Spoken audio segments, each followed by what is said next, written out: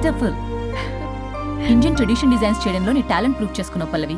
ఈసారి award definite గా నీకే. అవార్డు రావాలంటే ముందు ఇండియన్ బ్రైడల్ ఫ్యాషన్ వీక్ లో పార్టిసిపేషన్ ఛాన్స్ రావాలి కదా మేడం. ఈసారి నువ్వు డెఫినెట్ గా పార్టిసిపేట్ చేస్తున్నావు, నాది guarantee. Thank you so much. Okay, నువ్వు డిజైన్స్ అన్ని రెడీ చేసుకో. నేను అదే పనిలో ఉన్నా. రెడీ అవ్వగానే మిమ్మల్ని పిలుస్తా first. Okay, see you Thank you. Soon. Maggie, ఏం చూస్తున్నావు మ్యాగీ? మేడం, ఆ అప్పర్ లేయర్ కట్ ని కొంచెం లోడౌన్ చేస్తే బాగుంటుంది. నేను నెక్స్ట్ డిజైన్స్ కి ఫ్యాబ్రిక్ సెలెక్ట్ చేస్తా, నువ్వు ఆర్డర్ చేయాలి. ఆ వర్క్ చూడు ముందు. హలో, ఎక్కడ బయలుదేరావా? 10 minutes లో స్టార్ట్ అవుతా. ప్లేస్ ఎక్కడో తెలుసుగా. మనం రెగ్యులర్ గా కలిసే రెస్టారెంటేగా. చెప్పడం మర్చిపోయా, మీటింగ్ సక్సెస్, ప్రాజెక్ట్ మనకే. Oh good news, Indian bridal fashion show confirm. Thank you. ఒక 10 minutes లో అక్కడ ఉంటా. వరుణ్ నాకు ఫోన్ చేశాడు ప్రాజెక్ట్ ఓకే అయిందని. పల్లవి కూడా నాకు ఫోన్ చేసింది ఫ్యాషన్ షో ఓకే అయిందని. వీడెక్కడా? అదిగో వచ్చాడు. హే వరుణ్, హాయ్ రా. ఎరా ఒక్కడే వచ్చావా? Hello madam. పల్లవి ఏది? పల్లవి జేబులో. అదిగో వచ్చిందిరా. హాయ్ రాజేష్. హాయ్.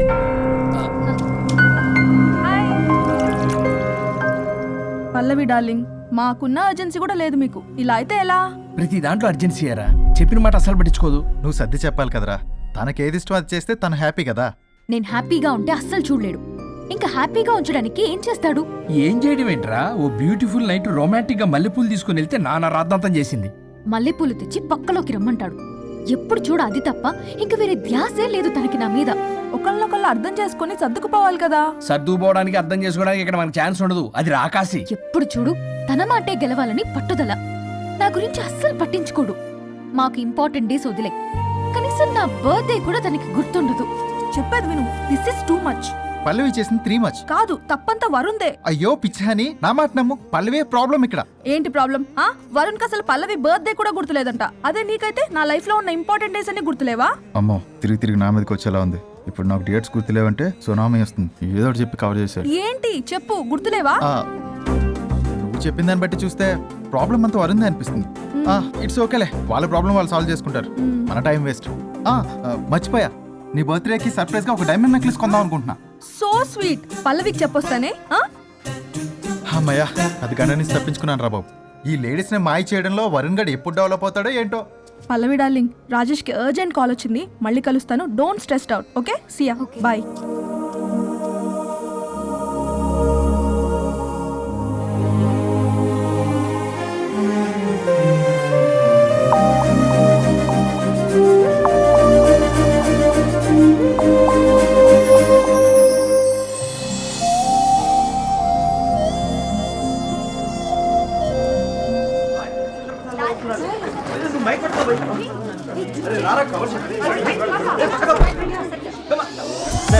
చెప్పండి sir.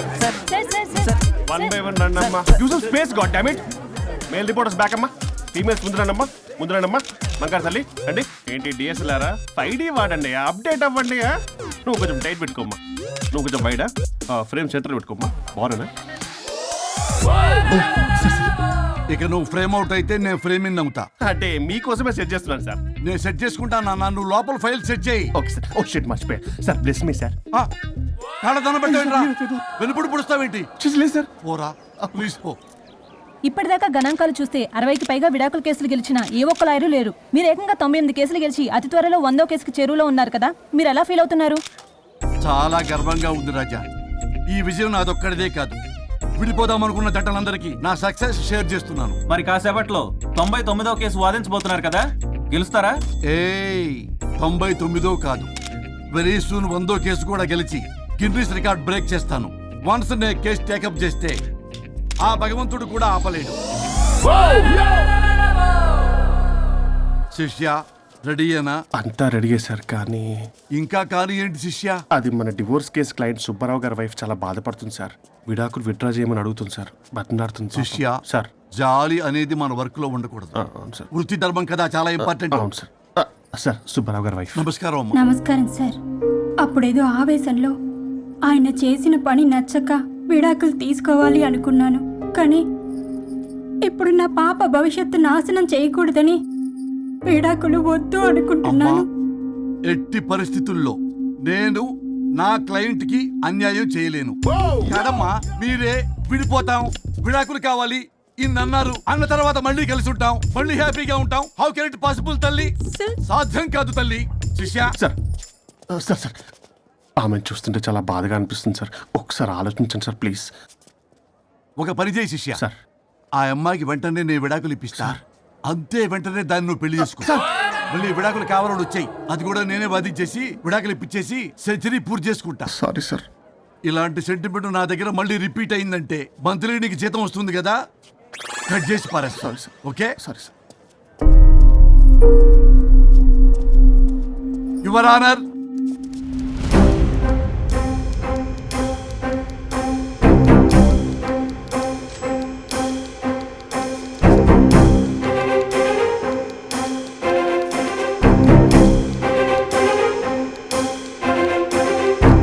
That's all your honour.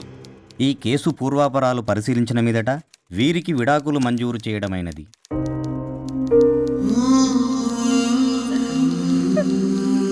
బంగారం, కేసు గెలవకుండా ఎలా ఉంటానో గెలిచాను. కంగ్రాచులేషన్స్. గిన్నిస్ బుక్ లో నా పేరు రికార్డ్ కాబోతుంది. 100వ కేసు. ఆల్రెడీ ఒక జంట మన ఆఫీసులో వెయిట్ చేస్తుంది. వెళ్ళి ఫైనల్ చేసుకొస్తాను. నువ్వు రెడీగా ఉండు. నా బర్త్డే గోవాలో జరుపుకోబోతున్నాం. See you. Bye bye. చెప్పండి.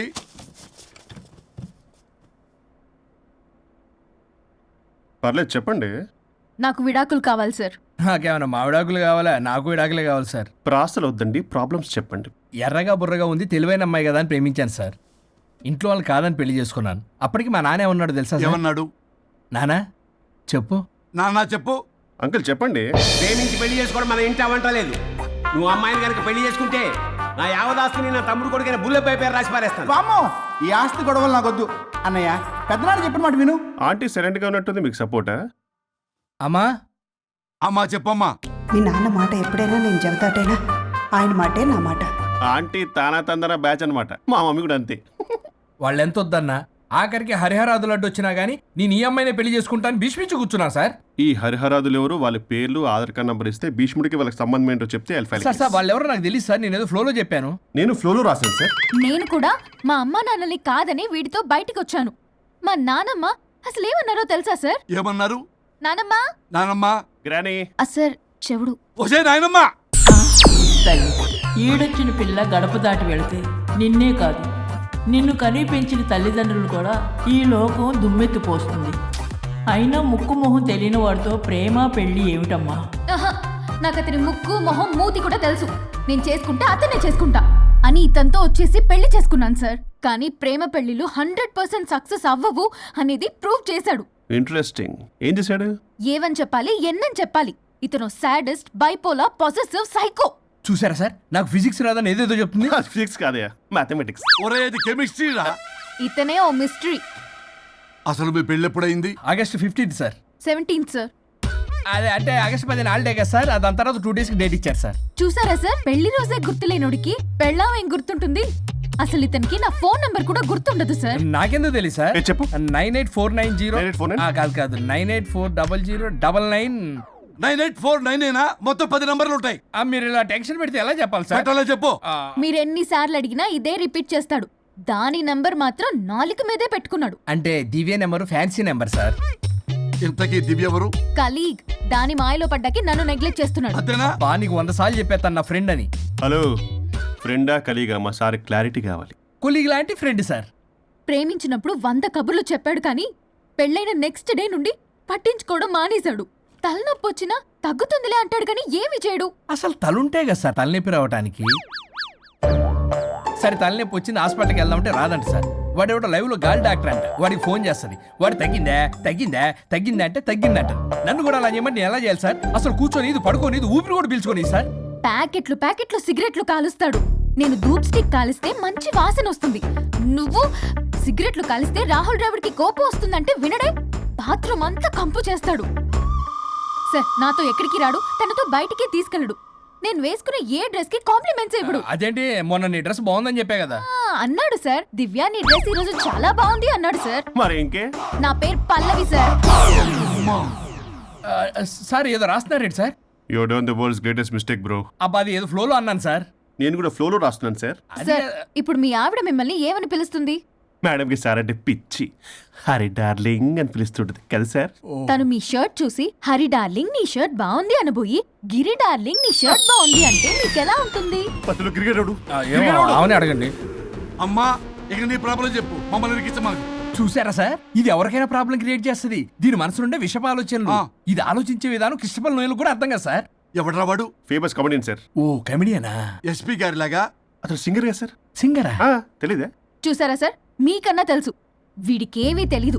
ఇక నా వల్ల కాదు, వెక్స్ అయిపోయాను సార్. నాకు డివోర్స్ కావాలి. అది వెక్స్ అయింది, నేను ఫిక్స్ అయ్యాను. నాకు డైవర్స్ కావాలి సార్. మీరు చెప్పింది వింటుంటే ఇవి భరించలేని, పరిష్కరించలేని కఠోరమైన ప్రాబ్లమ్స్. ఈ విడాకులు మీకన్నా నాకు చాలా ఇంపార్టెంట్. ఎందుకంటే నా 100వ విడాకులు గిన్నిస్ బుక్కి చివరి మెట్టు. అమ్మయ్య, ఇక మేము మర్చిపోవచ్చు అనమాట. ఇక మీరు మర్చిపోయిన ఆ విషయం నేను మర్చిపోను. డాక్యుమెంటు నా హస్తాలతో స్వయంగా రాస్తున్నా. కానీ ఒక 2 రోజులు మాత్రం ఊపిరికి ఊపిరి బిగబట్టుకొని వెయిట్ చేయండి.